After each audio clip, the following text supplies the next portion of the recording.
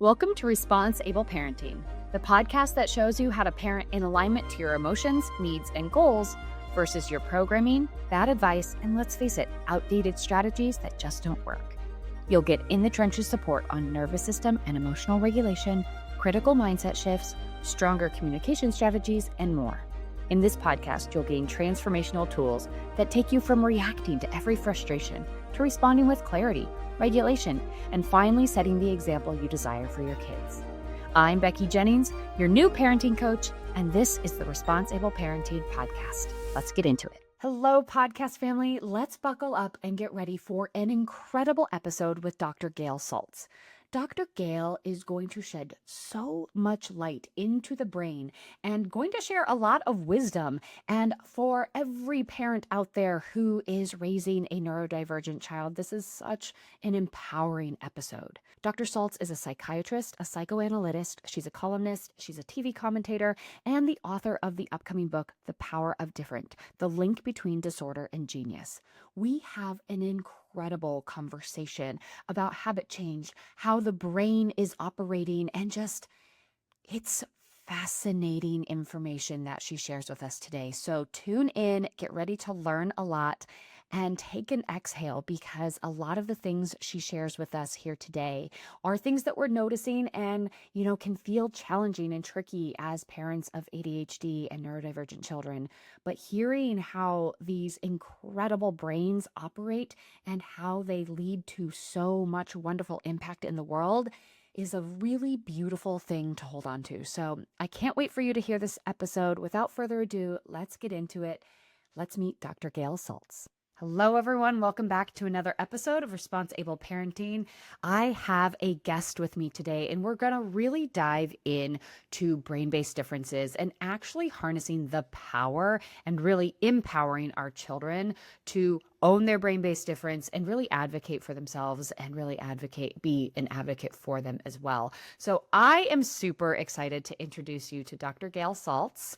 We are going to be diving into all things neurodiversity, and we're going to get a ton of beautiful insights. So thank you for being here, Gail. And let's dive in. Tell us a little bit about yourself, what you do, and how long you have been doing this. Sure. Well, I am a psychiatrist. I'm actually a clinical associate professor of psychiatry at the New York Presbyterian Hospital and the Weill-Cornell Medical College. And I'm a psychoanalyst, and I do many things that have to do with psychoeducation and have to do with destigmatizing these issues through education.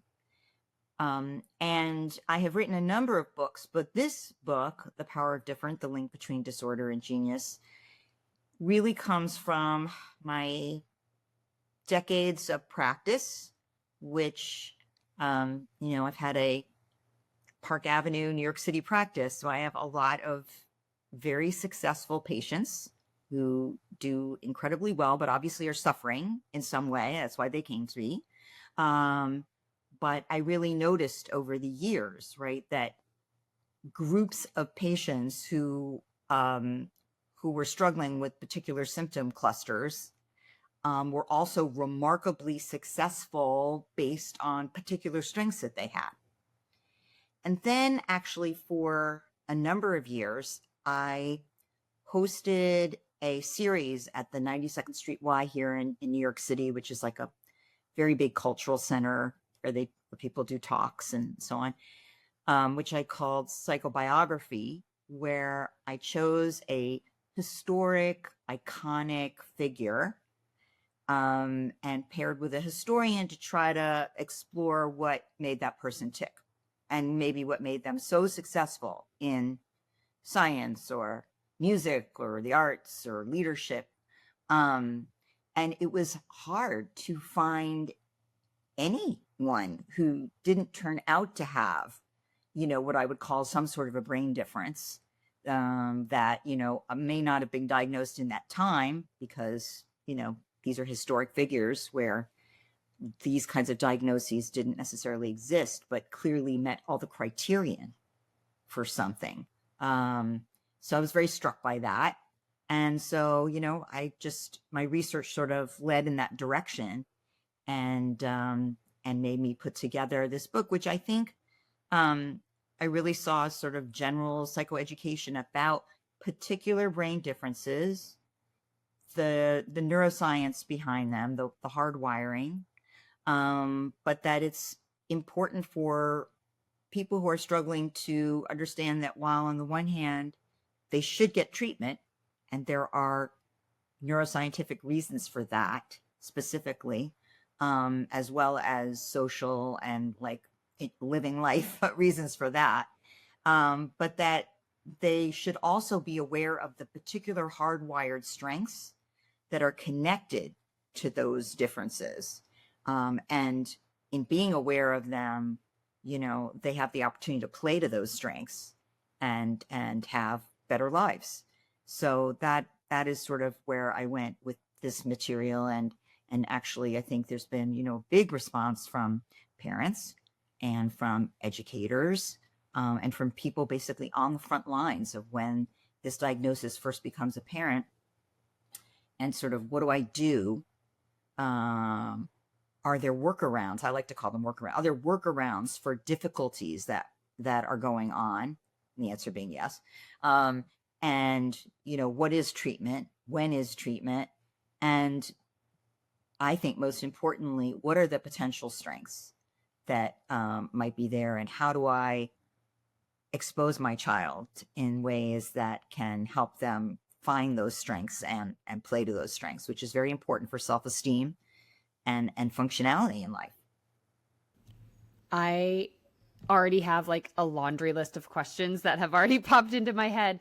But speaking specifically on the last thing you just mentioned about the self-esteem and the social aspects of life, because, it is very challenging, especially in the beginning with the behavioral aspects that present with some sort of brain-based difference. It can get really, really challenging for the child to feel like they can be authentic, to feel like they can, quote unquote, just be themselves and play to their strengths. And so there's a lot of masking, there's a lot of diminishing self, there's a lot of, I hate this, there's just a lot of negative self-image that comes from these interactions. And so I would really, really love to dive into that a little bit more about how can we talk to our kids about these brain-based differences so that they do have that self-awareness, and also we can be bolstering that self-esteem at the same time. So I think, actually the book, which is not written for children specifically, but I think the messages are really a good guide for parents on how to talk to their child, because as I make clear, right, we all have trillions of neurons and billions of connections, and that a lot of research has been done looking at, quote, normal brains. And there's just huge amounts of variation, which is part of the human condition as a result. And so individuals are different from each other.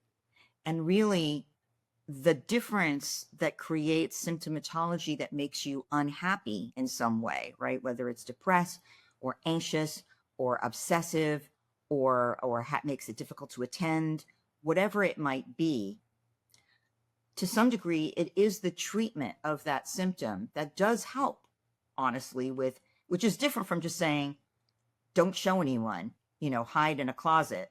But it is acknowledging that is there. By acknowledging, frankly, you are making it not a shameful situation. By not acknowledging, you are. By pretending your child is not, really that anxious or really that depressed or really that obsessional or really struggles with attending or impulse control. The tacit, unspoken message is this is too embarrassing and bad to discuss. So you do want to discuss it. You do want them to be able to talk about what they're going through or what is difficult and be empathetic to that. You do want to get them treatment, because alleviating those symptoms helps a lot with self-esteem, because self-esteem is not like in its own little insular tube of, how much you fit in or don't fit in or, liked or not liked. People who have no brain differences can be intensely disliked and bullied and, and left out and all of those things. And have shattered self-esteems and all of that. So it's not purely, self-esteem doesn't operate in a vacuum, I guess I'll say. So when child is depressed or feels overwhelmed, super stressed, that affects their self-esteem. They are in a negative perceptual headspace that makes them feel bad about lots of things, themselves included. And so treatment is helpful for self-esteem, and treatment gives them more of a sense of their capacity to control things that are not working well for them. So that is one piece. But the other piece is being able to discuss with them, the same wiring in your brain that makes this hard and something we're looking into, how can we help it, make it easier, also means that you have great potential and great strengths in certain ways, maybe even more so than someone who doesn't have this difference. So the question is, like, what kinds of things jazz you? What kinds of things excite you? What kinds of things do you feel like you can get really involved in? And, be there, help them advocate for themselves in that regard, by exposing them to many things. And when they are excited about something, being super encouraging that that's about them. Like, that's so cool that you find, these computer coding systems so fascinating. That has real application in the world. And actually that's like something special that you feel this way. Let's pursue that. That helps self-esteem, right? Whether it's about art or it's about music or it's about, and it could be something really unusual and quirky, and not seemingly mainstream. Doesn't matter. It's basically saying this is like a window in to fascination, passion, and ability. Because, we all know ability is basically part passion and maybe some innate ability, but it's a lot of repetition and practice. A lot of skill. And so whatever it is, you're going to help them see that as a strength they have, which is helpful for self-esteem. Absolutely. My son, he has ADHD plus. We're not exactly sure what the other thing, the coexisting condition is, but he is a magnificent artist. The abilities that he has to the age that he is astounds me. And, he'll be just doodling, and it will be like a city landscape that has like intricate pipe systems and like all these things. I'm just like, I don't even know how this pours out of you, but it's truly remarkable. And I think art for him is one of those massive touch points of self-esteem of I can do it to a really, really incredible level. So that it's something that we're constantly encouraging because it's art, but it's more than art, right? It's creativity. Oh, it's definitely more than art. It's creativity. It's his imagination. It's which, for children and adults with ADHD, right, who have more thoughts flowing through their default network, which can make it harder to attend to something boring that doesn't interest them. When it is something that does interest them, they often have more original, creative, innovative thinking. And because they have less inhibition about doing, which again can be a problem if it's impulsive in some not good way, but if it's rocketing off in a productive way, is another strength. So there are like many things about that are strengths worth pointing out to him, right? That he can be so absorbed because of course this thing gives him a dopamine hit because he likes it. So it helps him attend. And another feature, hyperfocus, which again, if it's hyper focusing on something you don't want them to focus on, that can be a problem. But generally, hyper focus is a potentially amazing thing that can keep somebody with ADHD working longer at something than most people can do in a very, very focused way. And so these are all strengths that he can feel really good about, like really proud about. Yeah. Yeah, it is amazing. If we give him some sort of engineering task or some sort of project that requires very intricate steps, he never needs our help. He never, like, he will be in his room. An hour later, he comes out and the whole project is completely finished and it's working and it's running and there's wires and gears and like motherboards. And I'm like, you're 9, like you're freshly 9. How are you doing this stuff? I am curious. You mentioned the hyperfocus. That is certainly what we have in our presentation of ADHD in our home. And you did mention that hyperfocus on the negative can be a big challenge. Is there a tool that parents can utilize to help shift and alert their child that the hyperfocus is an actual superpower, but it's more powerful over in this direction? Is there something that you've utilized that you found to be really supportive? Well, again, I think these are, I think they're acknowledgments that some of this feels out of his control. Yeah. In other words, you don't want it to be blamey, right? But that he has this predilection for really focusing in, and that can be a wonderful, wonderful thing. Like, look what he does in his room with these projects. But that, on the other hand, sometimes he might find it hard to break out of doing the same thing when something else really needs to be done. Like, he's in school and there's homework and it's boring because it's not like this, but it has to be done. And it's hard for his brain to make the switch because his brain wants to stay in the place that's rewarding. This is explainable to a 9-year-old, absolutely. And that, you're going to try to come up with certain cues that might not be apparent to him, but like you'll have a sentence or a word that says, oh, right now your brain is staying stuck in, something. And even though that can be a great strength, in this moment, there's a real downside to not making this switch. So you might discuss with him ways that he would find it helpful to you, what you could say, or even a transition, like, okay, now is the time.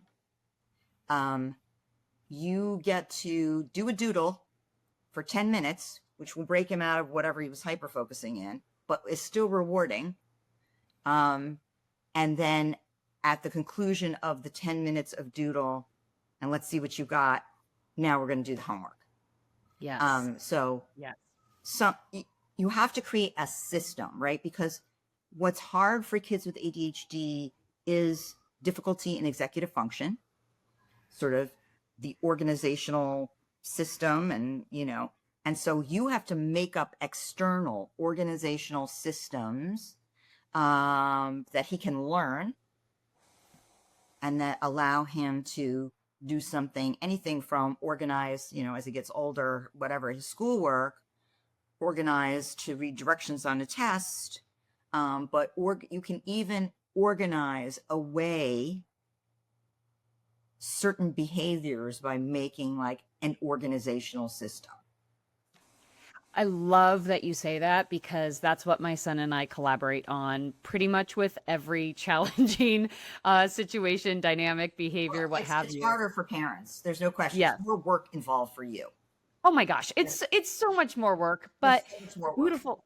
But you know what? We're working anyways on it. So we're either working, quote unquote, working by yelling, correcting, redirecting, all the things. And so what we have been doing is we identify what the challenge is, right? We identify, okay, so I have a really hard time when I want something or I want to do something.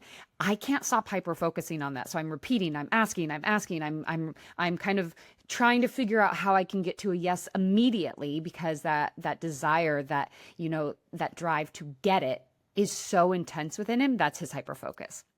So what we do is we kind of figure out, what are the obstacles in this area for you? Like, what's holding you back from actually just being patient and waiting? And then we figure out what are his like motivators. Like, what could I do in the waiting period that helped me feel a little bit better? And then we run simulations. So we actually mock it up as if it's happening in real time. And we have code words and just little practice things. And basically, you know, this next one is, he's like, if I can't have a drawing pad, I'll do like a doodle in my head as I'm moving to the next thing that I have to do. And his whole thing is, just please give me a time frame. Like, I need to know time frames so that I can relax and not be like, it's never going to happen, she's going to forget, like I have to keep reminding her. So we really, those are the systems that we build out in our home, is like, what's the challenge? What's getting in the way for you to actually feel successful in this? Yeah. What motivates you? And then let's run the play over and over and over until it feels comfortable in your body. Yeah, no, that's absolutely great. And, you know, even though it feels like a lot of work up front, you know, obviously it saves you a lot of work and heartache on the back end, because he's learning coping tools and workarounds that he'll be using all over the place, like not just at home, but in school.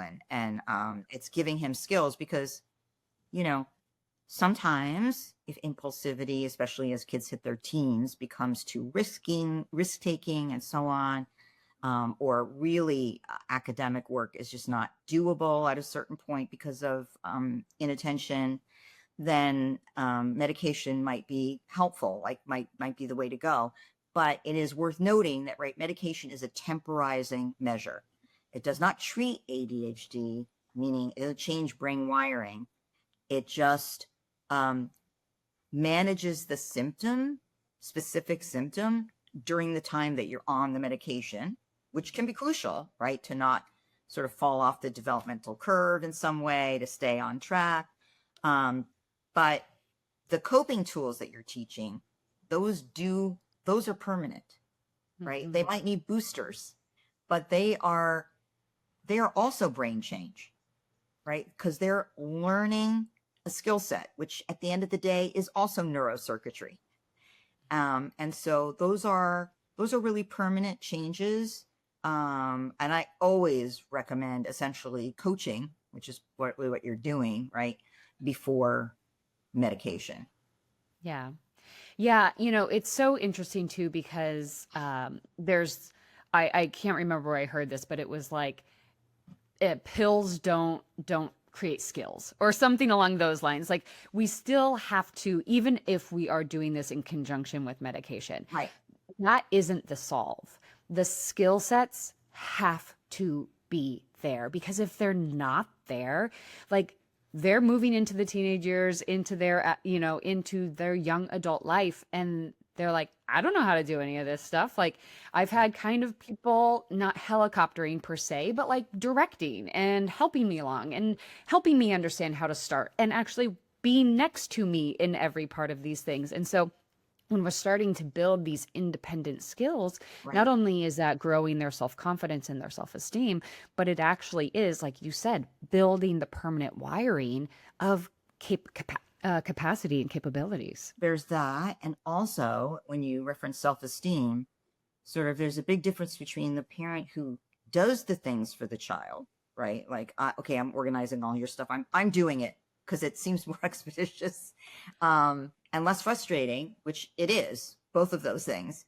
But it's sort of are you going to, you know, give them fish or teach them to fish? And one's self-esteem is, kids know what they can do vis-a-vis their peers. If they look around, they get it. If they feel and know that essentially you're doing them you're being all the things that they don't do and can't do. That really robs them of self-esteem. That really makes them anxious because it's not within them anymore.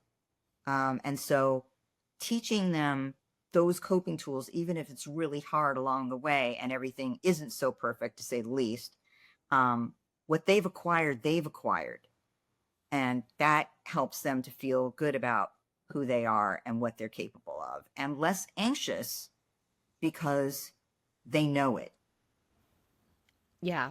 We were working on the latest one that we did. We're moving on to this one now, but the latest one we did was being too impulsive with friends and kind of taking it a little too far physically. Like, he thinks he's in the play and they're like, we're done playing. And so we worked on that, and we ran simulation after simulation, and now he was like, oh, that's what the stopping point feels like in my body. He didn't know what it was, and it didn't click until we were in these like low stakes simulations at home, where he was like, why'd your face change like that? And I was like, because I'm stopping. And he was like, that's what that looks like. He didn't, like, it didn't even dawn on his little his little body and brain. Because that's also part of this collection of issues, is that the ability to read directions, so lots of kids come in and they read the first line, but they didn't read the second line. Oh so my they God, did all the time. They did half of the test, right? And so they did poorly, right? But the same is true of reading social situations. And so it can become, as kids become more socially complex and emotionally intelligent, it can be really hard for the kids who are less able to read the social cues. But social cues can be objectively taught, right? In the same way that organizational skills can be. My name is Renee. I have a 7-year-old and a 4-year-old, both boys. My 7-year-old is incredibly strong-willed. He's constantly fighting us on everything, and things were becoming incredibly challenging for us. Working with Becky was game-changing. Honestly, the tools that she's given us to deal with him and to try and make him feel more comfortable and have a better environment every day with less stress because of our own dysregulation has really enlightened our lives to the point of making us all function as a happier family. I have to say, working with Becky is unbelievable. She is automatically a friend, a true companion in the search for higher ground. All of us are just drowning in day-to-day parenting, and I think it's incredibly important to get a life vest when possible. And Becky's there with a smile in hand saying, hey man, I got you, the whole way through. And I cannot thank her enough. Like, she's been there, done that. She's in the trenches with you. She's just like, I've got your hand in this. You're not alone in it. I think Becky's just invaluable in that sense. This is exactly what you need if you have a strong-willed kid and you have some issues going on. Becky knows what's going on. Find the friend that I found in her. She's awesome. As a struggling parent, I was looking for that. So I hope that you find her a true voice in your journey. I'd love to dive in more about your research on the brain clusters you were mentioning and how they were associated with certain famous people and their skill set and all of that. Can you dive into more of that? Because that was a part of my Rolodex list that happened, and we've kind of moved past it. But I found that the different differences and people who are, So like I covered dyslexia, which sort of stands. It is not a DSM-5 diagnosis, really. It's a very distinct learning difference, but associated with, strengths in spatial relations and pattern recognition and an ability to see the big picture in certain ways. In each of these, I spoke with different people who have, made their lives not in spite of, but because of this difference, right? So a physician who is the woman who basically discovered how ultrasound can be used to diagnose Down syndrome in utero was because of her ability to see patterns on x-rays and ultrasound and so on, And look, getting through medical school and all of that with dyslexia was very difficult for her. She'd be the first to say that, and she has really significant dyslexia. And so that's still a real struggle, and she's had to find a lot of workarounds and a lot of supplemental tools to help her with, taking in information. But dyslexia is completely separate from intelligence. She's very, very bright. And and she made a huge discovery, a change in the field. And there are other, President George Bush, this is dyslexic. I mean, there are people throughout history who have struggled with dyslexia, but are highly successful in being able to see the big picture, perhaps, as I said, pattern recognition or visual spatial capacity.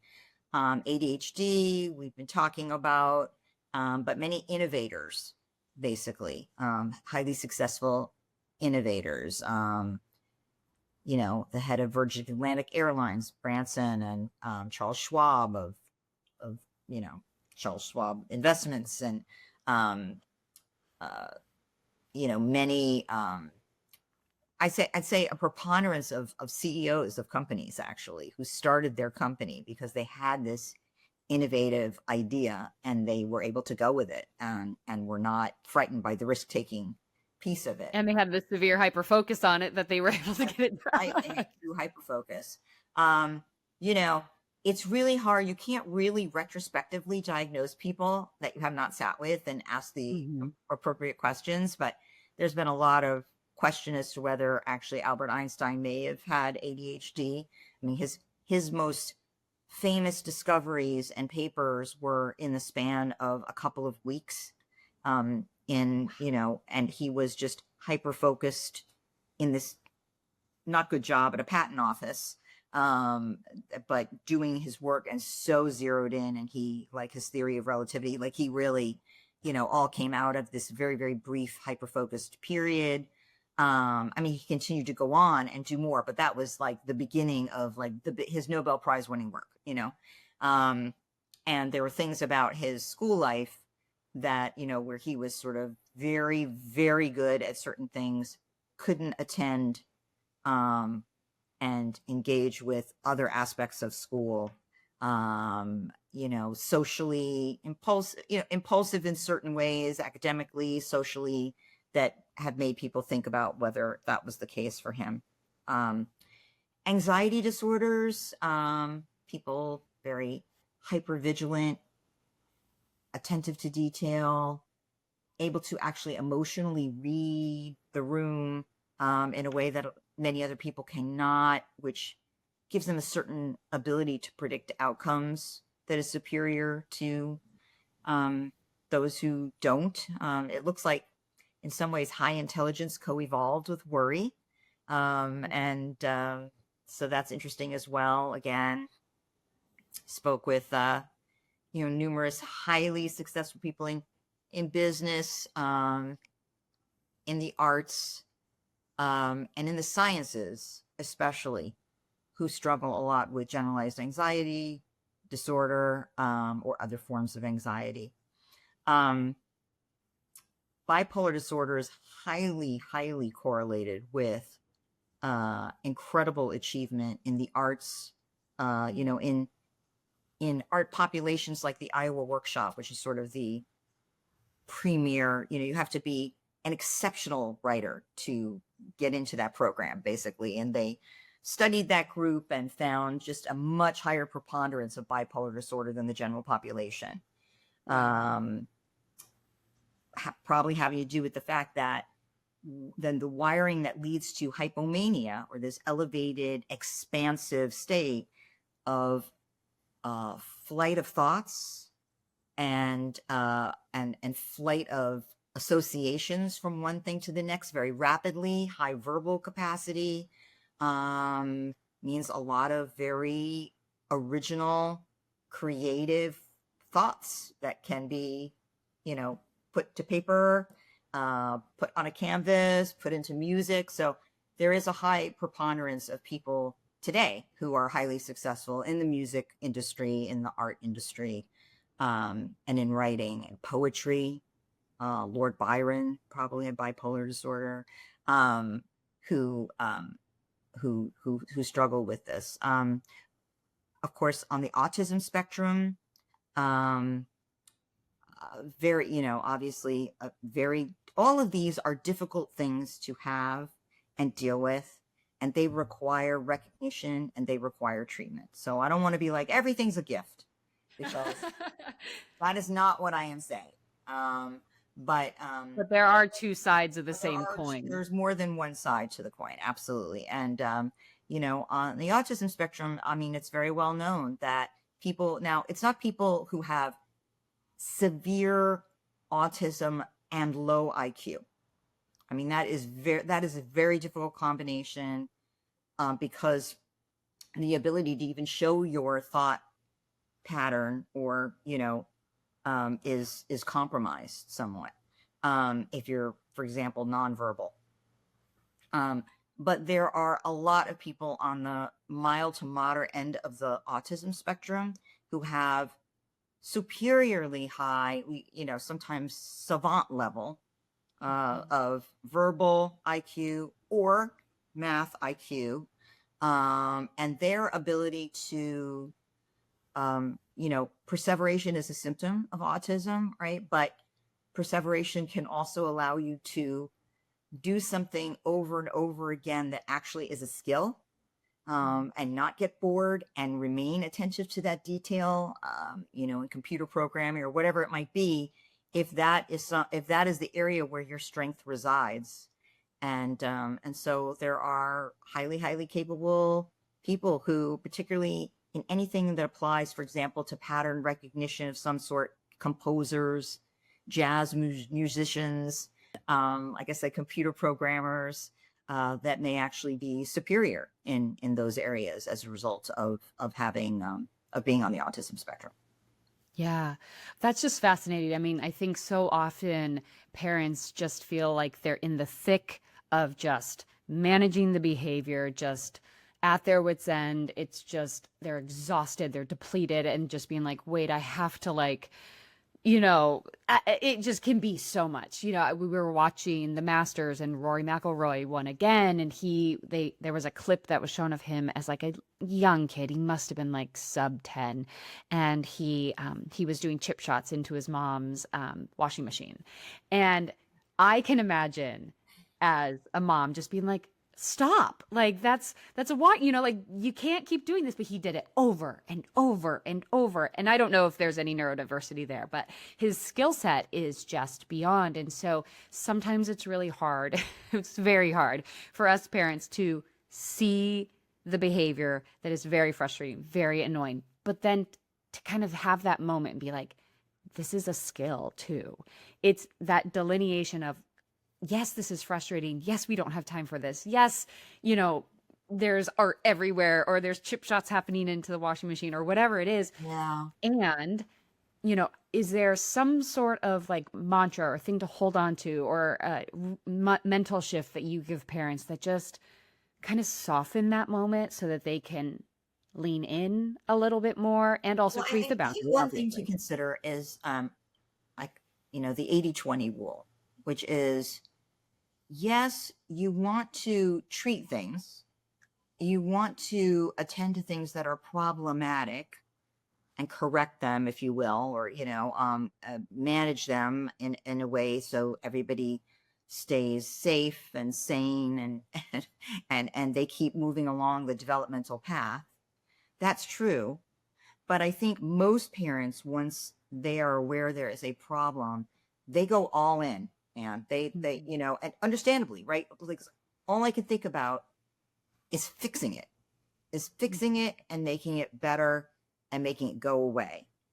And this actually is what propels a lot of the, if I see something like you're golfing into the washing machine, like, it just reminds me, this is wrong. This isn't good. This is the problem. This is the part of the problem, right?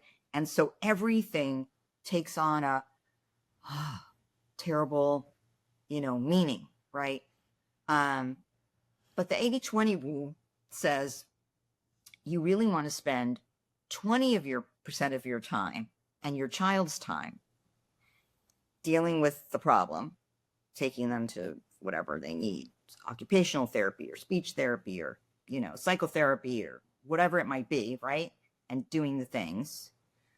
And 80% of your time doing the life enhancing things, right? So whether that's, like a class for them where they get their yayas out, like running around and bouncing off things, and, or, we're going to go to, you doodle, you want to see some doodles?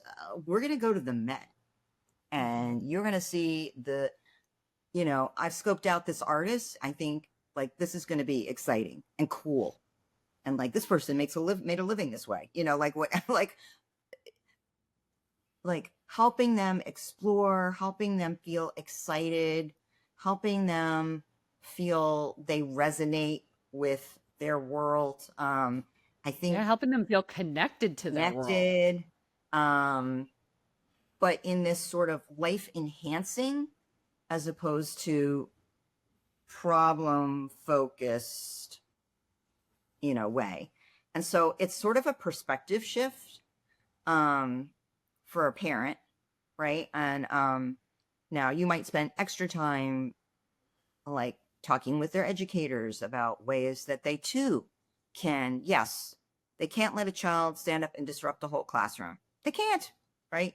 But they're losing your child partially because maybe he's not able to show what he knows because of the particular rigid system that is, and you had an idea. Would it be possible for your child to build this, come in with this extra project, do an illustration of this question that was asked, to engage them in ways that they can produce, that is life enhancing, is education enhancing for them. But basically that pattern of operating with a child will help you to feel less reminded that everything is a problem and less zeroed in on your job is to stop the problem. And also following that, just by the nature of leaning in to the things that light them up, there's going to be less resistance. There's going to be less power struggles. There's going to be fewer meltdowns because we are activating those parts that are so deeply meaningful to them. Absolutely. So I really love that perspective shift because it is, it's not only a beautiful way for them to identify their strengths. It's not only a beautiful way to show how important they are to you, right? And how you're willing to be a part of their life in that way. But it also reduces a lot of the friction of you must be like this. And when they simply can't, right? That's where a lot of the problem. Can't, but also like they need, because what you're talking about, right, is how important understanding that we all have reward systems, right? And when you turn on the reward system, it just becomes, you're drawn to it for better and for worse, right? I mean, I'm not here today talking to you about social media addiction or gambling addiction or any other of the millions of addictions that unfortunately our young people are going to be confronted with, and is so rewarding or was designed to be rewarding to capture their brains so that they can't stop doing it. Yep. But you have an opportunity to try to harness their reward system as a means of application to things that actually can benefit them, or at least make them feel good if there's no harm. Yes. So there are a lot of things that can make them feel good. Like your son discovering, oh, that's the face that tells me to stop. Now I recognize that, and I had a better social interaction. That's rewarding. We are innately wired to bond with others socially and want positive social interaction. And so, right, you gave him a way to feel stoked. Yeah. he understood something that's going to make a change in a positive direction for him, that he'll like, because he'd like to keep playing. Yeah, absolutely. Oh, I love this conversation. I feel like we could go on and on for hours and hours, but where can people find you? Where can they get your book? I can imagine parents are going to really love the science of this. Thanks. Well, the book is, wherever, Amazon and Barnes and Noble, all the places. And actually the book was just made into a theater production in London. Wow. Yeah. So that was great. This group came to me and they said they wanted to make a theater production out of the book content. And it's like a whole other audience of people who struggle with neurodiversity and, but, don't know as much. And it comes in a story form, making it very accessible. But at any rate, the book is around, and pretty easily gettable. And I am around on social media, at Dr. Gail Saltz. I offer a lot of advice on a podcast called How Can I Help? I pretty much wherever you do your social media, I try to have a presence. So if people want to reach out or want some guidance or have questions, they can find me. I love that. Well, thank you so much for being here. Thank you for sharing your wisdom, your insight, and just extreme knowledge on this topic. I really, really appreciate it. Everybody go check her out. Pick up her book if this resonated with you, and we will see you next week. Thanks for having me. Thank you for listening to the Responsible Parenting Podcast. If you like what you heard, please take a moment to rate, review, and subscribe. If you know someone who would benefit from this podcast, I'd be honored if you'd share this episode with them. Until next time, know that you are enough, you are capable, you've made it through all of your hardest days, and we will keep growing on this parenting journey together. This podcast was produced by Kim Kelty and myself, Mackie Jennings, and edited by the Kelty Method, Branding and Podcasting.